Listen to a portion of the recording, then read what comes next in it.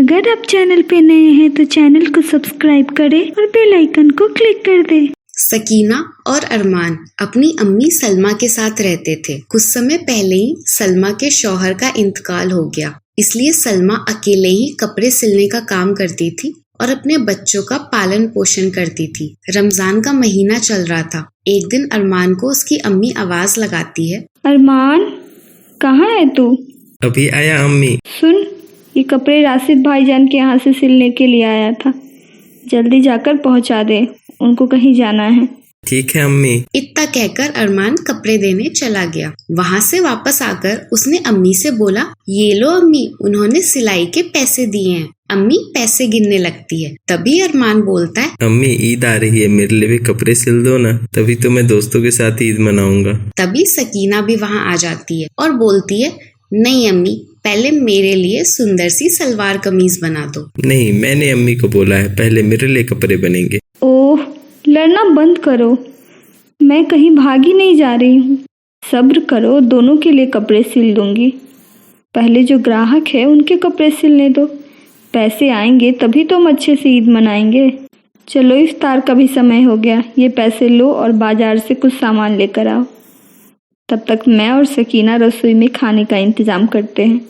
इतना सुनकर अरमान बाजार चला गया। सामान लेकर आने के बाद सबने साथ बैठकर इफ्तार किया। इसी तरह समय बीतता गया। ईद में बस अब कुछ ही दिन रह गए थे। हमेशा की तरह सलमा एक दिन जैसे ही कपड़े सिलने आई तो उसने देखा सिलाई मशीन काम नहीं कर रही थी। बहुत प्रयास के बाद भी मशीन नहीं चली। सलमा परेशान हो गई और सोचने लगी, मशीन को भी अभी ही खराब होना था, सारे कपड़े पड़े हैं सिलने के लिए। सलमा अरमान और सकीना को घर पर ही छोड़कर झट से मशीन उठाई और बनवाने बाजार चली गई। अब्दुल भाईजान, देखना जरा मशीन में क्या हो गया, ये चल क्यों नहीं रही? अब्दुल सब कुछ देखने के बाद बोला, ठीक तो हो जाएगा, लेकिन 3000 रुपए लगेंगे। या अल्लाह, इतने पैसे कहाँ से लाऊंगी? और अगर कपड़े नहीं सिले तो पैसे कहाँ से आएंगे? देखती हूँ, राशिद भाईजान के यहाँ से शायद थोड़ी मदद मिल जाए। इतना सोचकर वो राशिद भाई से मिलने चली जाती है। अरे सलमा, आओ, कपड़े लेकर आई हो, सिल गए क्या? अरमान के हाथों भेज देती, तुम्हें इतनी दूर आने की क्या जरूरत थी? तभी सलमा उदास होकर बोली, कपड़े तो नहीं सिले। सलमा का उदास चेहरा देखकर राशिद बोला, क्या बात है सलमा, सब खैरियत तो है ना? बहुत परेशान लग रही हो। परेशानी की बात ही है भाईजान, मेरी कपड़े सिलने वाली मशीन खराब हो गई है और मेरे लिए वही एकमात्र कमाई का जरिया था। बनवाने गई तो ज़्यादा पैसे मांग रहे हैं, ऐसे में थोड़े पैसों की मदद मिल जाती तो अच्छा था। बात तो ठीक है, लेकिन तुम तो जानती हो ईद का समय है, पूरे परिवार वालों के लिए बहुत सारा सामान खरीदना था, उसी में सारे पैसे खत्म हो गए। लेकिन तुम चिंता मत करो, अल्लाह पर भरोसा रखो, सब ठीक हो जाएगा। अब सलमा को यहाँ से खाली हाथ लौटना पड़ा। अब उसने सोचा, अपनी खाला से बात करके देखती हूँ, वो शायद कुछ मदद कर दे। यही सोचकर वो खाला के पास चली गई। अरे सलमा, बहुत दिनों बाद, आओ बैठो। बच्चे कैसे हैं? काम कैसा चल रहा है सिलाई का? सब ठीक है? खाला, कुछ मदद चाहिए थी आपसे। हाँ बोलो, सब खैरियत तो है ना? वो मेरा सिलाई मशीन खराब हो गया है, ऐसे में आप तो जानते हैं सिलाई मशीन नहीं होगी तो पैसे कहाँ से आएंगे, इसलिए थोड़े पैसे की उम्मीद लेकर आई हूँ।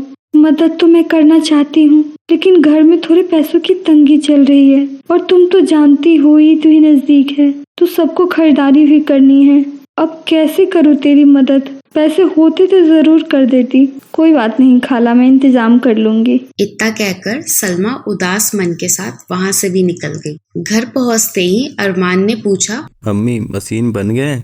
नहीं अरमान, बहुत पैसे लग रहे हैं, पैसों का भी इंतजाम नहीं हो रहा है। अब तो बस अल्लाह पर भरोसा है, या अल्लाह रहम कर हम पर। बातें करते करते इफ्तार का भी समय हो गया। अब इतने पैसे तो थे नहीं कि बाजार से कुछ खाने पीने का सामान ले आए, इसलिए जो बचे थे उसी से सबने इफ्तार कर लिया। बच्चों को सुलाने के बाद भी सलमा को नींद नहीं आ रही थी। सलमा को यही चिंता सता रही थी कि उसका घर कैसे चलेगा, बिना पैसे के वो ईद कैसे मनाएगी, अपने बच्चों को खुशी कैसे दे पाएगी। अगले दिन सलमा इसी उदासी में बैठी थी। तभी गेट पर एक आदमी आता है। सलमा गौर से उस आदमी को देखने लगती है और बोलती है, माफ कीजिए जनाब, मैंने आपको पहचाना नहीं। मेरा नाम इकबाल है, आपके शौहर के इंतकाल से पहले मैंने कुछ पैसे उधार लिए थे।